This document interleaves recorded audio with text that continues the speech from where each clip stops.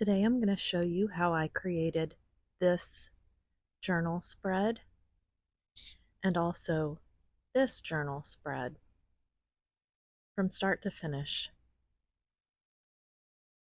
Hi, I'm Christine, the artist behind Darlyssa Designs, and I'm happy you're here. Welcome. My friend on TikTok, Sunny's Junk, sent me a zine that she's creating every month and sending out as a subscription, and she sent me one to try it out and give her a review. And this is the journal spread that I created using her prompts. I've already cut up the zine, so I can't show you, and I wish that I would have taken a better photo of it, but it's really super cute, and I will link her TikTok in the description so that you can go and check out her TikTok for yourself and maybe even subscribe. But the theme was something like things with wings, and I love moths and butterflies and birds. So here's what I created. First, I started with inks, and I wanted to have kind of a parchment paper look. So I used my ink and went in from the edges, making it darker on the edges. And then here I wanted coffee cup rings, I guess. So I mixed up some paint and thinned it out so that I could take I'm not sure what, I think I used that, yep, I used that green silicone cup to create the circles. And I wanted it really watery so it would drip. And I don't know how I did it, but they came out perfect. I'm so happy with them. Although I add more later because as I was gluing things onto the page, it covered some of them up. But I think this is pretty good for a first try. One thing that I would like to mention, and you've seen it already at the beginning of this video, you can go back and check it out again. I love playing with AI editing, so I took the completed spread and animated it, and the AI added more of the blue that I'm about to add here, and it looked so good that I wish I would have added more blue. But it's an interesting way to look at some of your artwork and maybe review it for another piece later. I will definitely do this again and add more of a water color effect. I'm still happy with the way this came out, but go back and watch that video. You'll see what I mean. An interesting thing happens when you go back and voice over something that you've created days earlier. I don't remember what was going through my head when I created this, so I can't tell you what my inspiration was. I know I have this vision of the way I want it to look, but I can't tell you what inspired me to do it. I can tell you that one of my favorite places to go for inspiration is Pinterest. I love to go look at hundreds of other journal pages or other pieces of artwork. It doesn't have to just be journal pages, for elements that I would like to try and put into my artwork. This piece that I'm doing now from an Amazon packaging paper is an idea that I saw and wanted to incorporate in my own pieces. So I just did dots to bring in more of that blue, and I really love the way it came out. So you don't have to copy what you find, but as you're looking for inspiration, look at tiny pieces and other artist artwork that you want to try and mimic and incorporate in your pieces. So this writing is a scrap from another page that I did, and it's right out of my scrap box, and I thought it worked out perfectly here, so I just ripped a piece and added it to the page, and I think it added a nice touch. What I'm using here to glue everything down is a little bit of thinned out matte Mod Podge. Sometimes I use matte gel medium, but in this case I decided to use the matte Mod Podge, and it's a little bit cheaper. And the difference is, while being matte, if I seal something which I'm not doing as much lately. And I have another book that I'll do another video on where I seal everything. It's completely waterproof. But in this case, in my journal, I don't think there's any worry for things to get water damaged. But I used that and the glitter glue. I am new to glitter glue and I am absolutely loving it. It does not wrinkle wherever I apply it. So I love that. And this piece of lace that I'm gluing down, I wasn't sure it was going to hold it, and it did. It's not coming up. So I will put my affiliate links down below. And if there's something here that you don't have that you want to pick up, you can find the links in the description. I also don't use stickers very often. And I decided that this page is going to get some stickers. And I have to use these more often because I love the way this came out. I actually did a journal page recently and I could not get the peeling off of the back. And so I glued the whole thing down. So, Jessica, you have a rainbow in your journal book that you can peel off and use the sticker if you want. I'm referring to my traveling journal collaboration group where I believe there's 9 of us and we are mailing in rotation our journals and each person is adding their own spreads to each person's journal. It's very exciting. I can't wait to get mine back. And I am filming the whole process and I will be showing you everyone's journal in the end when we're finished. But circling back to, if you're still waiting for the difference between Mod Podge and matte gel medium, the matte gel medium gives it a very cloudy, almost diffused look. And the matte Mod Podge, it's still matte, but it's clear. It doesn't give it that cloudy look.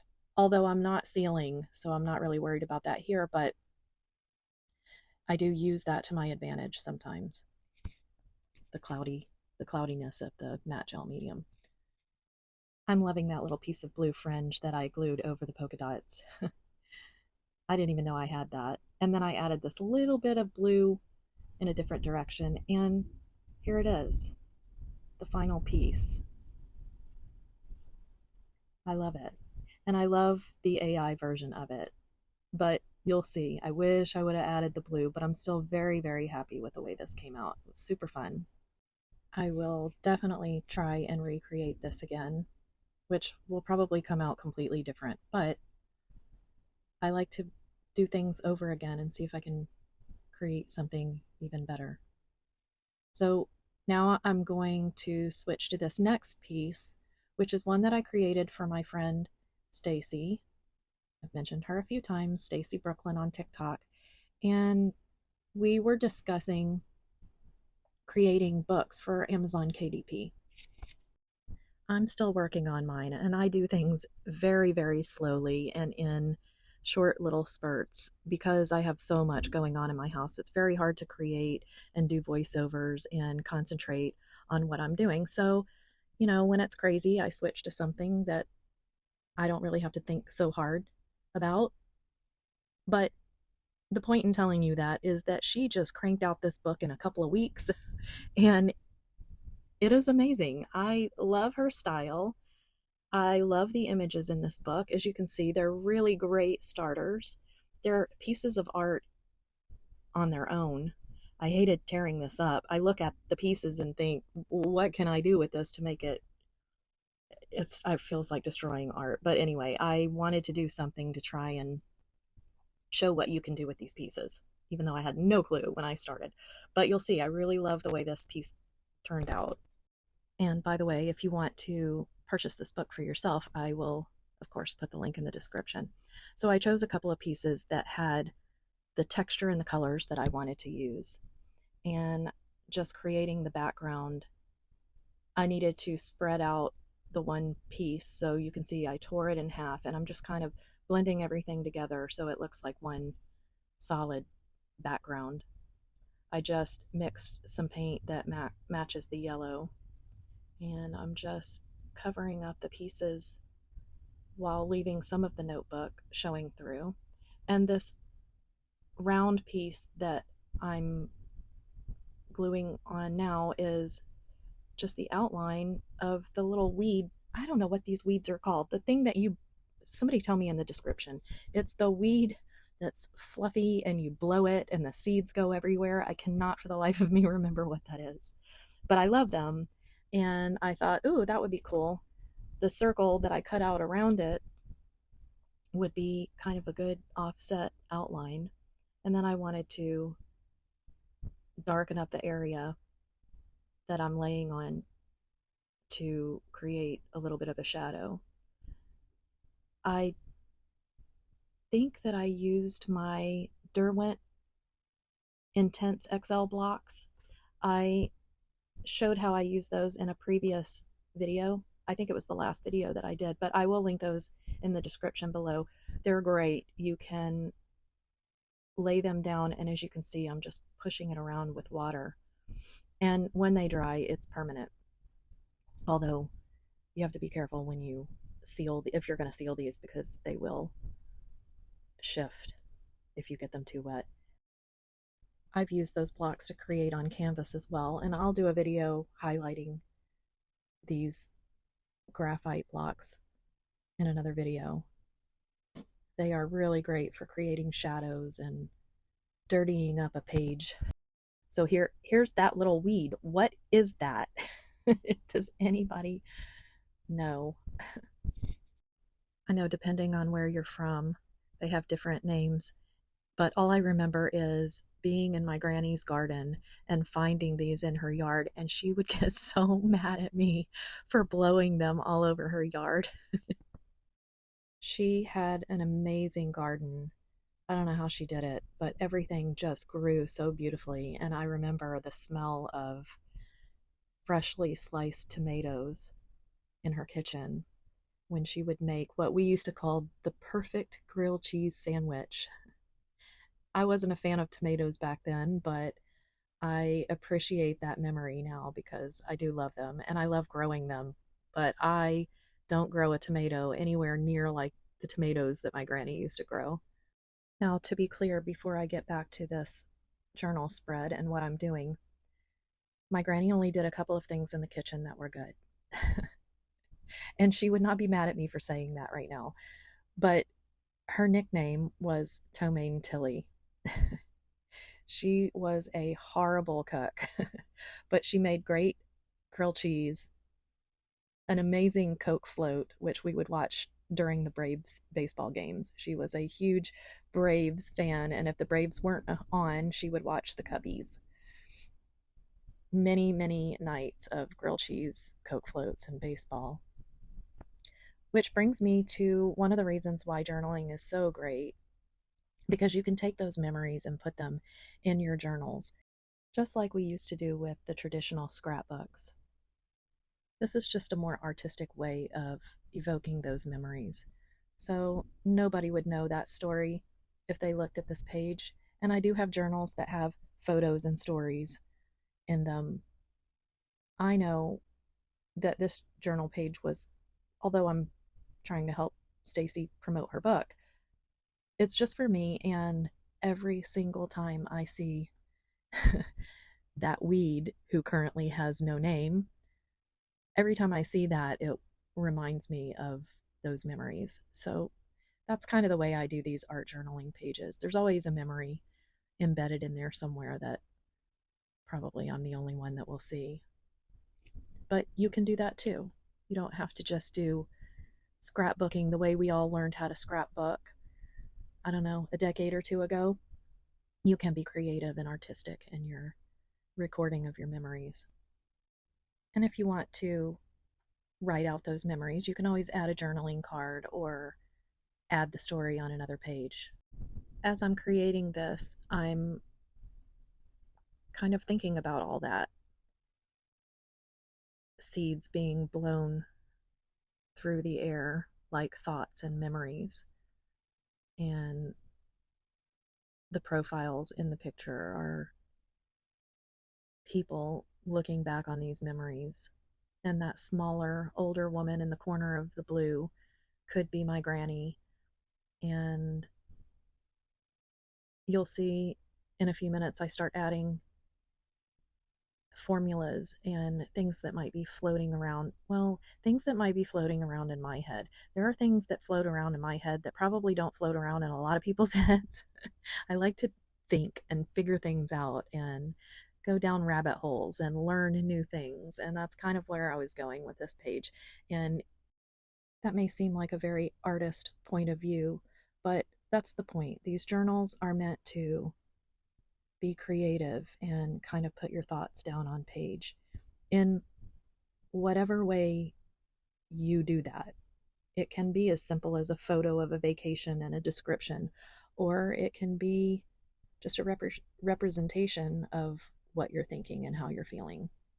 I don't always know what I'm creating from the start, but taking the time to create something like this and watching it evolve really does give me time to think about things and process and figure out what I'm going to do with what I've learned and where I'm going with it. So here's my favorite, or one of my favorite things to add. I love crows, ravens, moths, butterflies. This is a new love since I've started journaling and meditating outside, watching the birds in my backyard. These birds are so smart. I can tell you stories of things that I've seen, and I probably will eventually. So hang in there. You'll hear those stories. But stories is what I connect to these birds.